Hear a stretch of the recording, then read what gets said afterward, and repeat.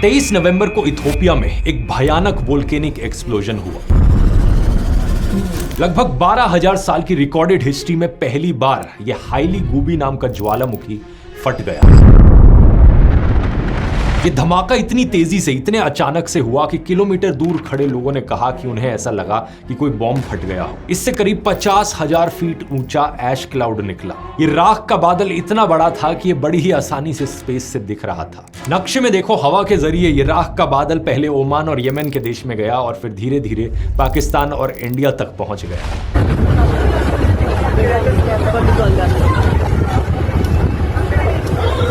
इसी की वजह से दिल्ली में कई सारी फ्लाइट्स भी कैंसिल हुई, क्योंकि इन बादलों के आसपास फ्लाइट्स को ऑपरेट करना बहुत रिस्की होता है। इन ऐश क्लाउड्स में बहुत छोटे छोटे पत्थर और कांच के पार्टिकल्स और क्रिस्टल्स होते हैं। अगर ये किसी भी हवाई जहाज के इंजन पर लग जाए तो बड़ी ही आसानी से उसके इंजन को बंद कर सकते हैं। ऊपर से एरोप्लेन के शीशों पर ये छोटे से रेजर ब्लेड्स की तरह काम करते हैं। कॉकपिट की विंडोज पर ये आ गए तो सैंड पेपर की तरह उसे घिसने का काम करेंगे। इतना स्क्रैच कर देंगे शीशे को कि पायलट्स को कुछ आगे दिखाई ही नहीं देगा। इसलिए इंडिया के अलावा मिडिल ईस्ट में भी कई सारी फ्लाइट्स को कैंसिल किया गया और अब ये ऐश क्लाउड धीरे धीरे बढ़ रहा है चाइना और म्यांमार की तरफ। ये वोल्केनिक इरप्शन अपने आप में इतना पावरफुल था कि इसके धमाके की आवाज 190 किलोमीटर दूर के शहरों तक सुनाई दे रही थी और बगल के पड़ोसी देश जिबूटी तक भूकंप के झटके महसूस किए गए थे। करीब 28 किलोमीटर दूर इथियोपिया के अफदेरा रीजन में कई सारे गांव पूरी तरीके से राख में ढक गए, लेकिन अच्छी खबर यहां पर यह है कि एक भी इंसान की जान नहीं गई। ऐसा इसलिए क्योंकि ये वोल्केनो जहां मौजूद है वो एक बहुत ही रिमोट जगह है, आसपास कोई लोग नहीं रहते।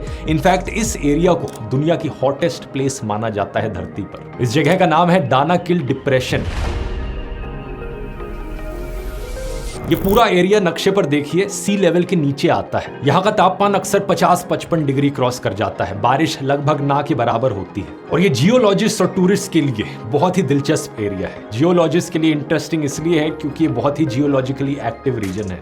ढेर सारे ज्वालामुखी यहाँ पर मौजूद है। और टूरिस्ट के लिए इंटरेस्टिंग इसलिए है क्योंकि यहाँ पर बहुत ही कलरफुल और अनोखी सीनरीज देखने को मिलती है। ये देखिए जरा, देखकर ऐसा लगता ही नहीं कि ये धरती पर हो। बहुत ही कमाल के येलोइश, ग्रीनिश, ब्लूइश से कलर्स देखने को मिलते हैं यहाँ हो रहे केमिकल रिएक्शंस की वजह से। अब यहाँ पर एक सवाल आपके मन में आएगा कि ऐसा आखिर क्या हुआ कि हजारों सालों बाद ये ज्वालामुखी एकदम से फट गया। तो इसके पीछे छुपी है दोस्तों एक बड़ी ही दिलचस्प कहानी अफ्रीकन कॉन्टिनेंट के 2 हिस्सों में टूटने की।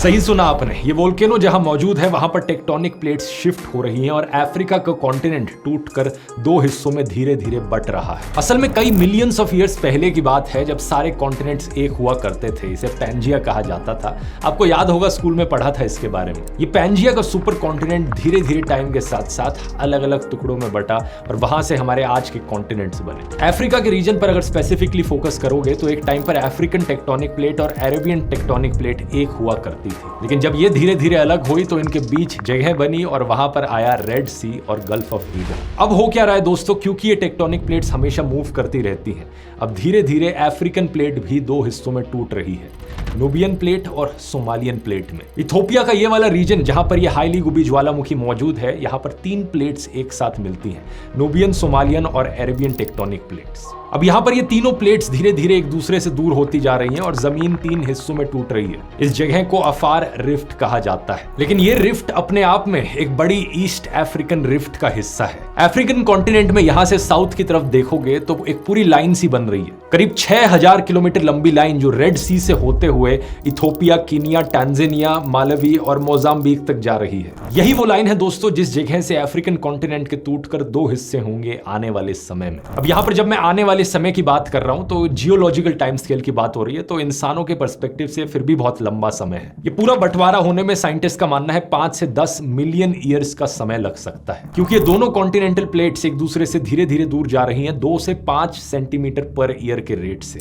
बेसिकली ये वही रेट है जिस रेट से आपके नाखून बड़े होते हैं, लेकिन इसका मतलब ये नहीं कि हर चीज बहुत धीरे धीरे से होगी। इस पूरे ईस्ट अफ्रीकन रिफ्ट सिस्टम पर ढेर सारे वोल्केनोज मौजूद हैं, ढेर सारी पहाड़ियां मौजूद हैं, जैसे कि mount Kilimanjaro, mount Kenya, Erta आले जो कि इथियोपिया की फेमस लावा लेक है, और कई सारी लेक्स भी मौजूद हैं जो बनी ही इसलिए हैं क्योंकि ये कॉन्टिनेंट्स एक दूसरे से दूर होते जा रहे हैं, जैसे कि lake Malawi, lake Tanganyika, lake Albert या लेक कीवू। तो इस पर्सपेक्टिव से अगर आप चीजों को देखोगे तो आपको समझ में आएगा कि जो हो रहा है वो बिल्कुल भी अनएक्सपेक्टेड नहीं है। जैसे जैसे ये कॉन्टिनेंटल प्लेट्स एक दूसरे से दूर होंगी, इस एरिया में अर्थक्वेक्स देखने को मिलेंगे, वोल्केनिक इरप्शंस देखने को मिलेंगी, छोटे छोटे क्रैक्स आएंगे ग्राउंड पर। और पिछले कुछ सालों में ऐसी कई चीजें होती हुई देखी गई हैं, जैसे कि जुलाई 2025 में हाइली गूबी के पास ही एक और वोल्केनिक इरप्शन हुआ था। ये एरिटा आले नाम का वोल्केनो फटा था। जुलाई के महीने में ही हाइली गूबी वोल्केनो से सफेद धुआं भी निकला था और तभी से साइंटिस्ट की इस पर नजर थी। और साल 2005 में तो इथियोपिया के इस रीजन में अचानक से एक बहुत बड़ा क्रैक भी देखने को मिला। एक 60 किलोमीटर लंबा फिजर जमीन के अंदर 10 दिन के अंदर अंदर फॉर्म हो गया। फोटोज देखो इसकी, बड़ी ही कमाल की है। यहाँ पर लोगों को भी खड़े हुए आप देख सकते हो और स्केल इमेजिन कर सकते हो इस गड्ढे का क्या है। लिटरली कॉन्टिनेंट का बंटवारा होते हुए यहाँ पर हम रियल टाइम में चीजों को देख पा रहे हैं। अगर ये टॉपिक आपको इंटरेस्टिंग लगता है दोस्तों, तो ये वाला वीडियो भी आपको जरूर पसंद आएगा, क्योंकि इसमें मैंने बात करी है कि कैसे इन जियोलॉजिकल रीजंस की वजह से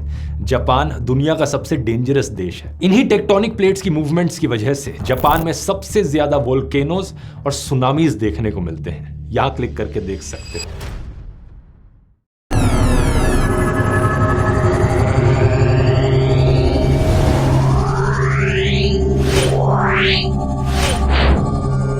Yeah.